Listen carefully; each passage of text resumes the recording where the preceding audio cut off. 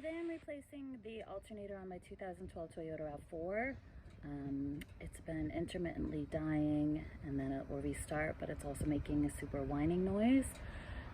It died on my husband today and it wouldn't jump because the battery was toasted because it hasn't been recharged. So we put a new battery in first and then I'll show you guys the whining noise.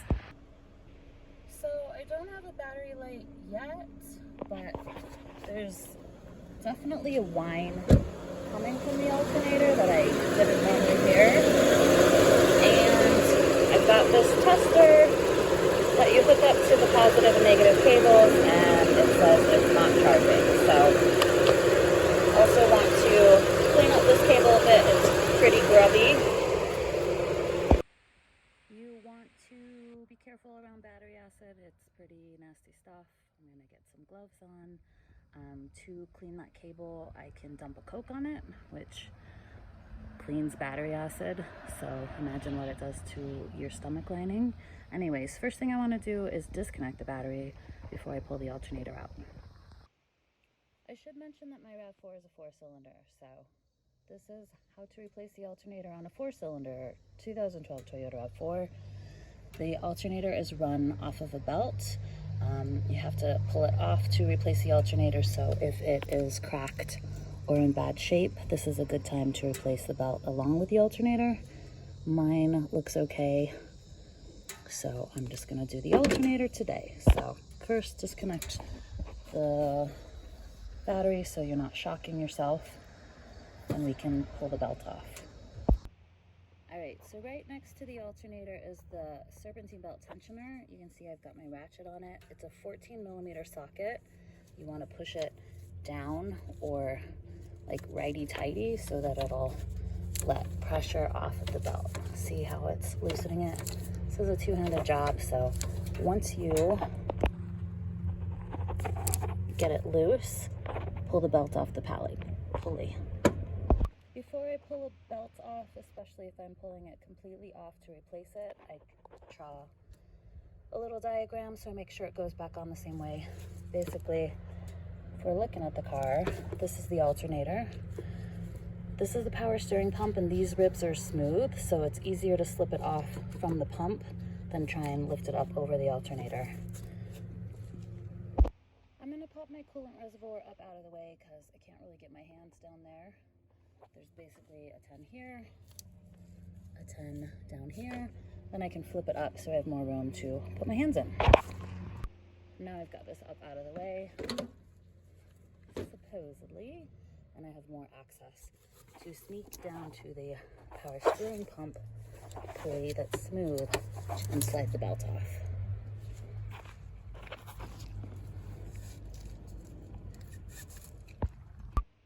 Alright, so we've got it loose. I'm not going to pull it completely out because I'm not replacing it, but now it's off the alternator so it's not fighting us.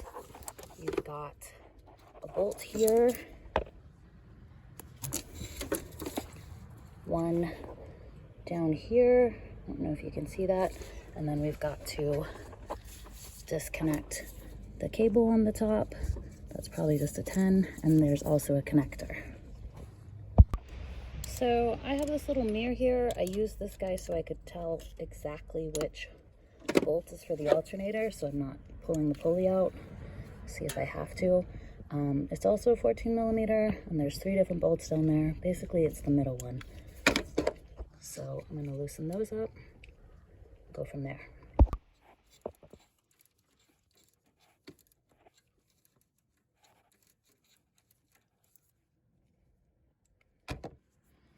I've got a stubby little ratchet down there because there's still not a whole lot of room.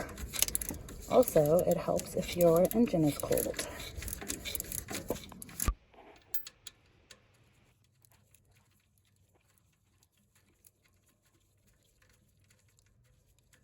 Pay attention to which bolt goes on top. I don't know that these are the same bolt or the same length. You might have to pry the alternator forward to get it off the bushings.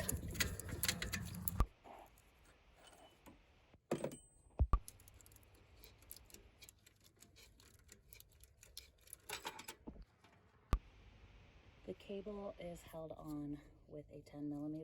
There's also this 10mm up here that holds the harness.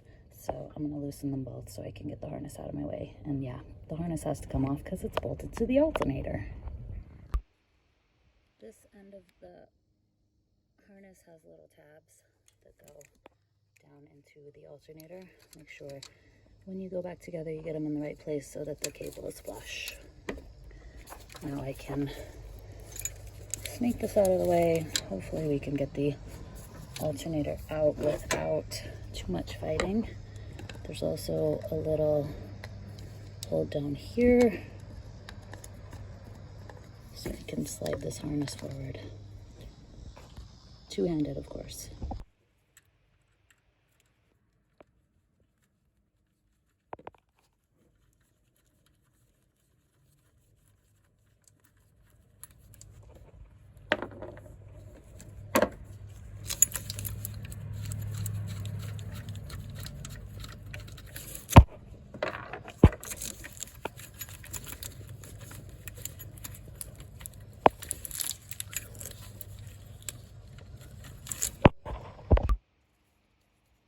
Pry back this guy and he slides off the post. Hopefully that'll give us enough room to get the alternator out.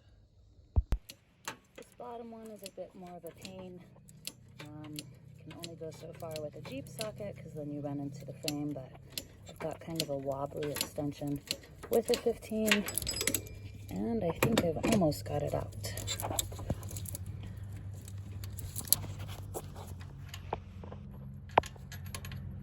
All right, this guy is definitely shorter, so I don't think you can put him back in the wrong place, but just keep track of all your hardware. I always want to compare my new part, make sure it looks like the one it's replacing. This alternator comes with a pulley on it, so that is good news because swapping pulleys is more work.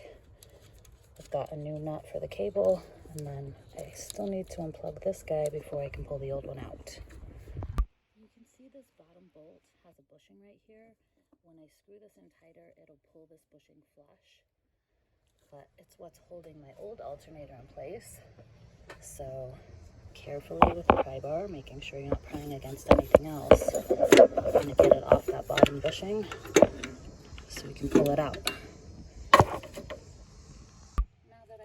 On its side, I can see how to disconnect this guy, push, wiggle, pull.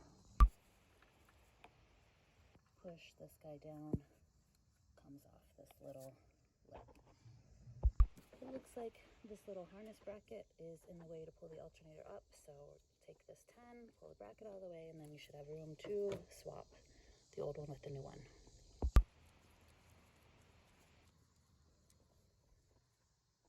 I usually try and keep the hardware with the pieces it came from.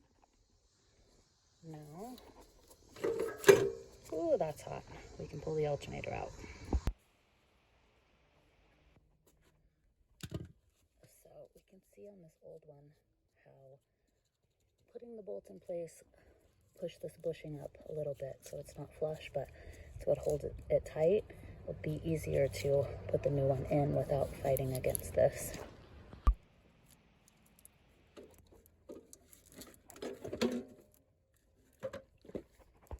To wiggle around the AC lines.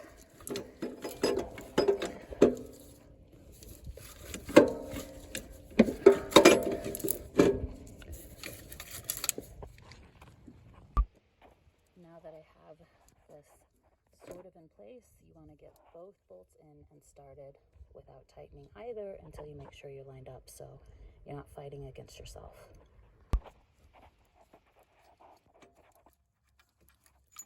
Basically every part of this job is for two hands, so hard to hold a camera.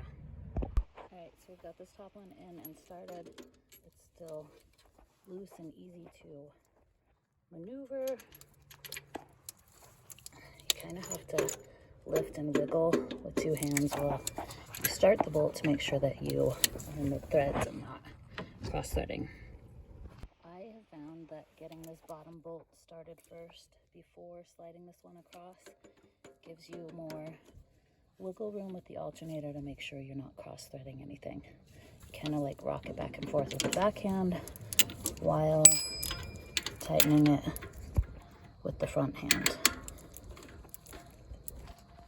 Once again, not tightening it down completely until you make sure that you have both bolts started without cross-threading.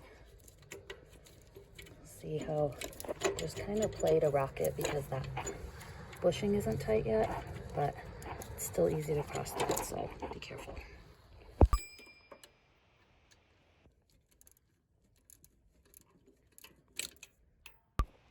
All right, tighten both bolts down, and then we want to connect the harness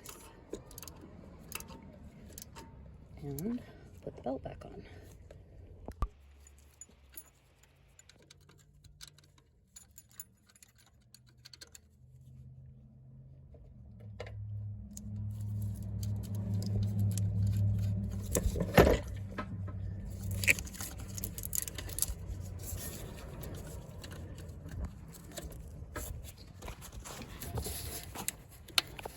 Make sure that clicks on and won't come loose.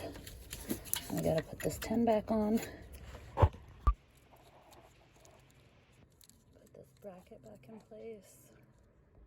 I want to make sure all 3 of these 10s are tight. This is plastic. It doesn't have to be 100 foot-pounds. You certainly don't want to break anything.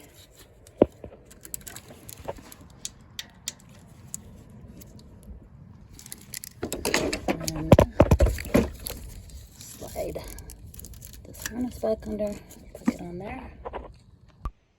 You want to get the belt as close to end position as possible before you get the 15 on that tensioner. So I can see it's on the crank pulley, it's on the compressor.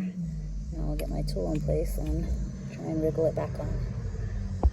Alright, so it's kind of hard to see, but you want to make sure the belt is flush on the crank pulley.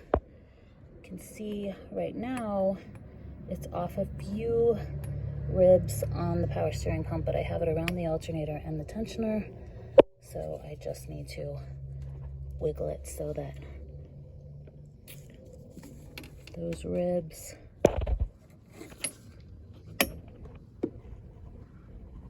make sure the belt is flush on the... Alright, so I have the belt fully around the crank, around the alternator, around the tensioner, but it's still got a few ribs to go on the compressor, so I'm going to try and wiggle it on. Hard to get a good view, but I'm not sure you can see that, but make sure that it looks smooth on all 3 pulleys, the crank, the compressor pulley, and the alternator. It's not off a rib. We're gonna reconnect the battery, start it up, make sure the belt runs smoothly and doesn't jump. So I have my tester hooked up. You can see the red light's on for not charging. I'm gonna go ahead and start it.